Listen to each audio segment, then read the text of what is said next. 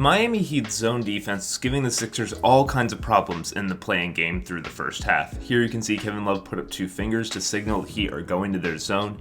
And right off the bat, you're going to see a really core concept of the Heat zone defense that gave the Sixers problems, which is denying the corner swing pass. The Heat will have these wing defenders jump back towards the corner to take away that pass at all costs.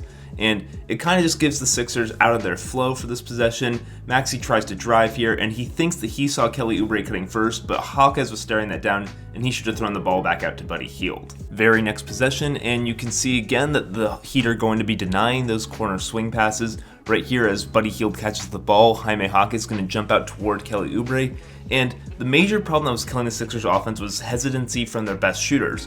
Once he throws that pass fake, Buddy Hield is open. He can shoot the ball here, but he really doesn't even look at the rim, throws the ball back to Tyrese Maxey here. This is an open 3 for Maxey. He doesn't take it either, and this is just a problem for the Sixers that really threw off their offense. Another possession here where we're going to see the Miami Heat again try and jump to deny that corner pass, even with no one in the corner for the Sixers yet. That's the way Hero's going, jump back to deny the corner. Ball gets swung to Maxey. He could shoot the 3 off the catch here. He doesn't want to. Kind of lets a fake stunt from DeLon Wright completely take his drive out of the way. And again, the Sixers are just hesitating left and right. No passes where they need to go, no shots where they're available. And eventually the ball's going to get swung back to Buddy Hield again, and you're going to see the Miami Heat, and they're stressed to keep it out of the corners. Oubre was the guy relocating here, but as Buddy is forced back to the middle, he throws a bad pass. Now the next possession here is the first time we're going to see the Sixers make a real adjustment.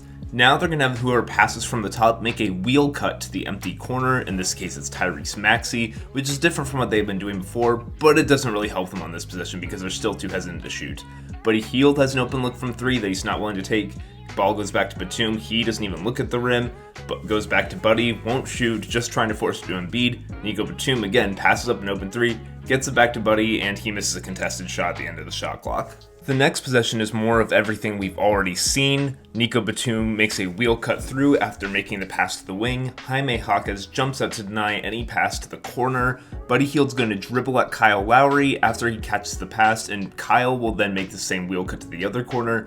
Batum catches the ball and has a great look from 3 here. The Heat are basically not closing out to him right at first, but he just does not even look at the rim, forces a pass to Embiid, and it's another turnover. Now, this is probably the single best possession the Sixers had against the zone up until this point, where they make an adjustment to have Nico Batum screen Jaime Hawkes as he jumps out to deny that corner pass. They actually get it to Kyle Lowry this time. He makes a great instinctive entry pass to Embiid, but Joel smokes the layup, maybe because his knee wasn't feeling right, maybe he was worried about getting an offensive foul if he leaned into Jimmy, but for whatever reason, Joel just doesn't capitalize on a great possession.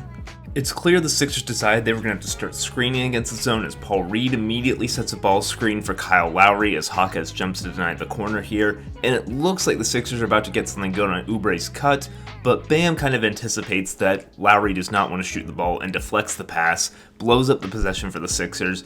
Even though it started out pretty well, by the time they get it back outside, they just don't have enough left in the shot clock to get a good look. Now, after all this time, you're finally going to see the Sixers score against the Heat zone defense, and it's because they attack Tyler Herro, by far the worst defender on the Heat, who does a really terrible job here of trying to deny the corner swing to Paul Reed, gets a pass there easily, and Paul is going to do something very important here. The Heat only stunt at him. They are not fully guarding him, and Paul decides that that's not good enough. He attacks the space they give them. Not content to be left unguarded, goes up strong, and Brian Gates loves it on the bench.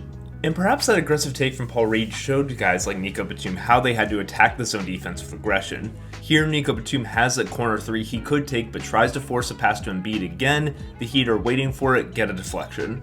And perhaps that aggressive take from Paul Reed inspired guys like Nico Batum to start looking for their own shot in the second half. Here, this is man defense from the Heat, not zone, but 2 defenders still stick to Joel Embiid here after he sets the ball screen, and Batum ends up wide open on the relocation, hesitates for a second, but then lets the 3 fly and hits it, his first of many that would come in the second half.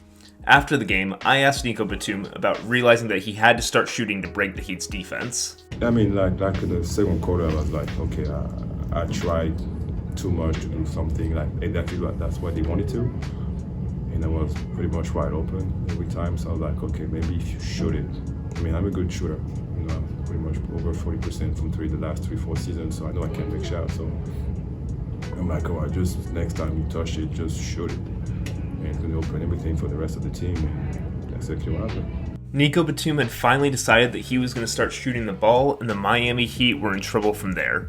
Now, the Heat finally went back to their zone after playing a lot of man in the third quarter, and you can see another adjustment the Sixers made in getting the ball to Joel Embiid up top rather than having him in the paint and struggling to get to him there. And Joel is going to drive on Highsmith here, draw two defenders, and collapse the defense. And when he kicks it back out, the Sixers are in an advantageous position. Hawkins is jumping to deny that corner pass, but Oubre is already cut to draw Kevin Love's attention. And on the other side, with Joel having two defenders on him, Jimmy Butler has two guys to account for, leaves Batum wide open, no hesitation, splashes another three. Again, on this possession, you can see the benefit of not having Embiid start low in the zone, then come up, but starting out high and then penetrating the zone. He draws the attention of the entire Heat defense, opens up a driving gap for Maxey, who gets inside, kicks out to Cam Payne, who hits a big corner three. And before I show you another Nico Batum 3, I want to make sure I shout out Paul Reed, who played a great game the other day and fights to keep this offensive rebound alive, knocks it off the Heat and saves the possession for the Sixers, which directly leads to Batum's shot here. You can see him make that wheel cut through that we talked about from the first half. Jimmy Butler's a little late getting out on him, but even then this is a heat check shot from Batum and he's just on fire right now. All that hesitancy that completely plagued the Sixers' offense in the first half was completely gone in the second. They knew what they wanted to do, they knew how they wanted to attack, they were not waiting and passing up moments. Maxey immediately swings the ball back to Buddy Hield here, knowing that the defense is shifted towards him. Buddy Hield immediately attacks the closeout. The Heat don't want to leave Batum in the corner, so the middleman has to step up and take Buddy, and that leaves a wide open dunk for Paul Reed behind the defense. And this all leads to the final play, the game winner. The ball goes to Joel Embiid up top, not at the free throw line, so it's easier to get it to him. The Heat send two defenders toward him. Jaime Hawkins is slanted toward that corner trying to take away the pass. Bam Adebayo is leaning towards Batum because he's afraid of giving up that three. Jimmy has to account for two defenders on the weak side. He can't really do it, and Kelly Oubre ducks in at the perfect time. Great find from Embiid to beat the rotation from Bam. Gets the and one, and the Sixers win the game because they figured out how to beat the Heat's zone defense.